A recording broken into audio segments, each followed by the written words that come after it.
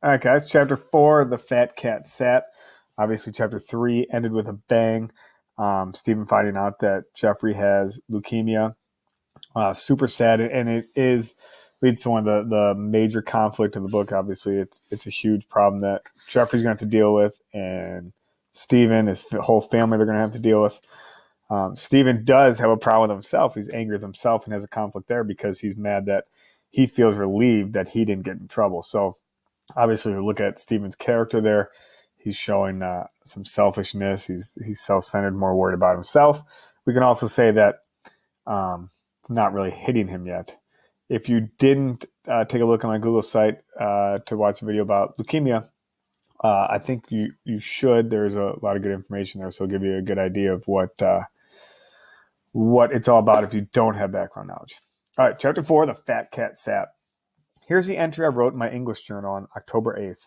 I remember when I was 8, my mom was about to give birth to Jeffrey. My grandfather gave me a big pep talk on the way to the hospital. Well, Muscles, yes, he really did call me that. This is your big day. My big day? Why is it my big day, Grandpa? Come on, Stephen. It's not every day you become a big brother. And you are going to be very, very important from now on. This was startling news to me. Very important. Why? I'm not a mom. I'm not even a dad. I'm not even 9 yet. I still have baby teeth even. You're going to be very important because you are going to be your new baby's protector. Really? Yes, you are. Your baby isn't going to know all the things you know, or be strong like you are, or anything. And you are going to be very important to this baby because you're not the mommy or the daddy. You're the big brother. And the baby's going to love you and need you so much. And for about 10 or 15 minutes there in the car, I felt great. I remember thinking, wow, protector. Not everyone gets to be a protector. I'm going to be like Robin Hood. I might even get to wear a badge.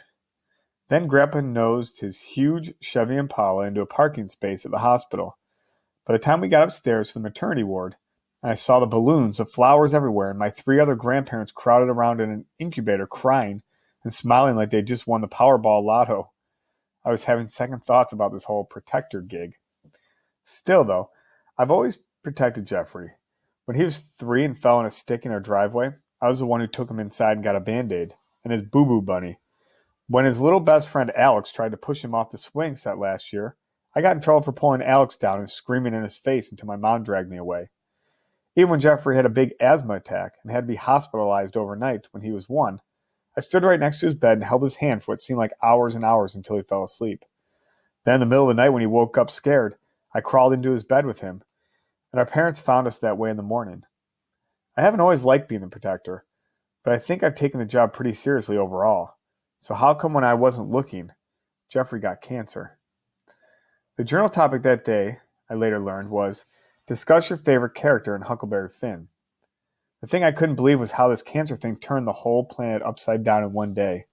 I mean, it turns out that Jeffrey had to have been sick for a while without us knowing it. My mom got him in the emergency room. The nurse took his temperature. It was a little over 100.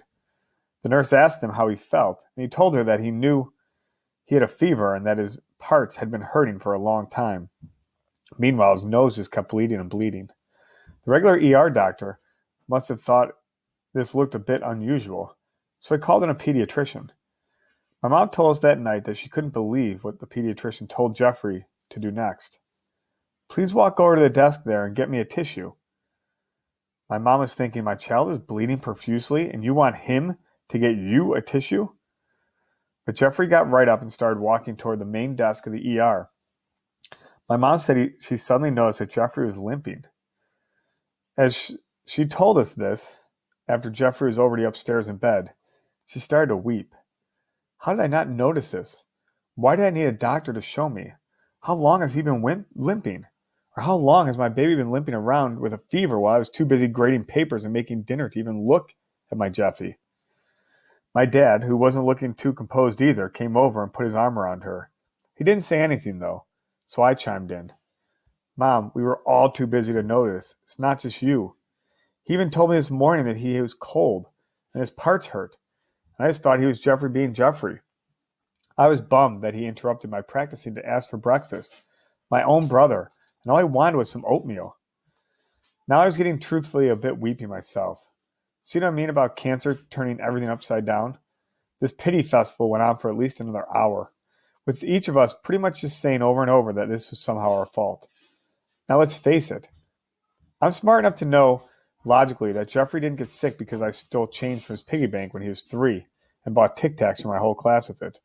But for some reason, on that first horrible night, it seemed as though everything I ever did to Jeffrey had probably caused some horrible genetic damage. And now, there we were, confessing our sins. Finally, I asked my parents what was going to happen next. They told me that my mom would be taking Jeffrey to Philadelphia, an hour and a half away, first thing in the morning, for some medical tests. So he might not even have cancer, right? If the experts are in Philly, these local doctors are probably wrong pretty often. And then tomorrow night, you'll come back, right? And you'll tell us it was a mistake. My dad chimed in. Anything's possible, son. But Mom wasn't in mood for optimism. We won't be coming back tomorrow night, Stephen. What do you mean you won't be coming back tomorrow night? What about Jeffrey's school? If he misses 2 days of kindergarten in a row, he'll probably miss like a whole letter of the alphabet. And what if it's a vowel? Then he'll have this huge problem with reading. He'll read the fat cat sat. But he'll think it says, very funny, Stephen. And what about your work, Mom? Both my parents got really quiet all of a sudden. I knew this was not a good sign. Finally, my dad spoke. Mom might not be working for a while. But why? How did... Stephen, I had a long talk with my principal today. There's a pretty good chance I'll be taking some time off of work. Wow, Mom. You were pretty busy today. She looked away. I guess because I was nervous, I started to recap the day's events out loud. So, okay, here's October 7th with the Albert family.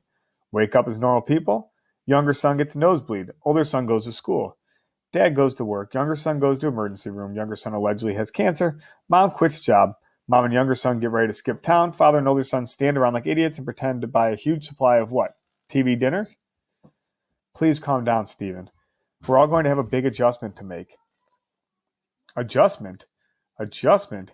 Getting a new car is an adjustment. Switching math classes is an adjustment. Finding out your brother has leukemia, supposedly, and that your mom is now unemployed, and that they're running off to this city in the morning, leaving you and your father to starve to death alone, is not an adjustment. Stephen, this isn't about you. How do you think your brother feels right now? Then we had another one of these new, despairing silences, until I had to ask a question that somehow hadn't occurred to me. Mom, how much does Jeffy know? Turned out that Jeffrey knew he might be pretty sick. Try cauterizing a kid's gushing nose with a heat gun without him figuring out that something's up. But I didn't understand too much about the details. My mom hadn't wanted to worry him prematurely. When she told him that he would have to go with her to the big city in the morning to see another doctor, all he had asked was, "Will Stephen come too?"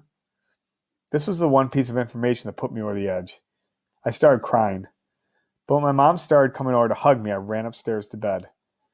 If I had known this would basically be the last time I'd have both parents paying attention to me at once, I probably would have taken the hug. I could hear my parents talking for a long, long time before I fell asleep, but nobody came up to check on me. Jeffrey groaned in his sleep once or twice in the next room, but never woke up. I was alone. I counted the little glowing stars in my ceiling, revisited my argument with Annette, played drum beats on a huge imaginary drum set in my head, and then realized one last thing. I hadn't thought about it since I'd walked in the door after school, and I muttered to myself in the darkness, "Guess what, Mom? I'm going to be the star of my spring concert." Next chapter is titled Jeffrey's Vacation. So check out the Google site for more information that'll help you with your understanding. You do have some tasks to complete. They're not too bad. So if you need any help on those, you guys know you can send me a Schoology message, and we'll go from there. Miss you guys. See you later.